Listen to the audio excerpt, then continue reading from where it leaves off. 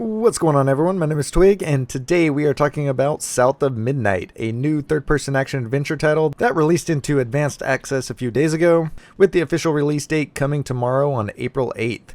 I was lucky enough to be awarded with a Steam code to review this one through Keymailer, so shout out to Xbox and Compulsion Games, as well as all of you guys for checking out my reviews after 100%. My first Berserker review is doing really well, and I just want to say thanks to everyone out there watching and supporting the channel. I'll have my Steam profile linked below so you can add me on there, as well as my Steam group if you want to join. We are inching our way closer to 650 perfect games, and the goal is to get to 700, so we've got a ways to go. Without delaying too much, let's get right into my thoughts on this new single-player game. One of my personal favorite things about the game is the setting and story. Set in a gothic fantasy American Deep South setting, you'll be taking the role of a girl named Hazel Flood, who, after a hurricane devastates her hometown, is pulled into a southern gothic reality where folklore creatures emerge. She must become a weaver, which is basically this magic user who mends broken bonds and spirits. Along the way, you'll encounter all kinds of mythical creatures based on Southern American legends. Most of the creatures you'll be fighting, however, are known as haints, which are strange creatures who untangle and tear her family's past.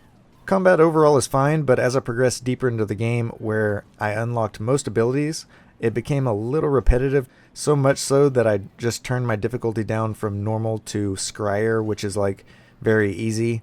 Speaking of difficulty, there are 4 different ones to choose from, and then a custom one where you can tailor your own difficulty, which is kind of cool.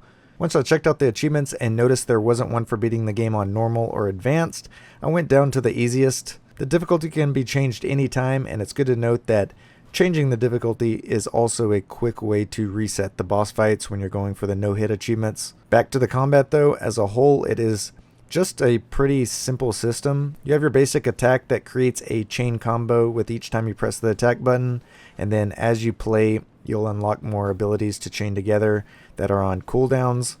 Your dodge acts as a parry if timed correctly, and abilities are purchased with floofs, which are collected around the map of each chapter. Most of the general tier upgrades are buffs to your character's abilities as a whole, while upgrading the abilities themselves make them even more powerful. After defeating enemies, you can unravel them to get some health back and do AoE damage as well if you have that upgrade, making you invincible for a short period of time. All fighting is done in these arena-like sections, while bosses have their own arenas also. That kind of brings us to the gameplay structure of this game. There are 14 chapters in the story, some longer than others. There are 4 bosses to face, with only 3 having achievements tied to them, and the majority of the game is told through a pretty linear storytelling experience. There are places off the beaten path where you have a little platforming to grab some collectibles, but for the most part, you're experiencing Hazel's story through cutscenes and flashbacks. I honestly like the platforming, which you get more of in the last few chapters of the game, but it seems like a lot of people thought this game would be an open world, which is certainly not the case. There were times where I wanted to backtrack to grab a collectible that I missed, and the map simply would not let me because I progressed too far. That was really the only negative thing I experienced, which at the end of the day isn't a big deal, but you have to replay the entire level over from the start, and there are no checkpoints in between. I will say you can fly through the chapters if you don't watch cutscenes and don't hunt for collectibles. But yeah, I like a single player linear experience every once in a while, and I think this game is a good one if you're looking for that. The bosses are really nicely designed. I enjoyed all of them, even if their attack patterns are pretty straightforward. Of course, we have to talk about the achievement journey. Like I said, with there being no difficulty related achievements, this is a really easy game to 100%. There are collectible guides out there now, which will be the most time consuming ones. I replayed quite a few chapters because I missed so many floofs, notes, 10 flips, and health upgrades, which all have achievements tied to them. In the main menu, you can select your chapter and it will tell you what you're missing, or you can look in your journal. But I say take your time and collect them all in one chapter attempt if you can. As usual, you'll unlock some at the end of completing each chapter, and at the end of chapter 14, you'll get one for completing the game.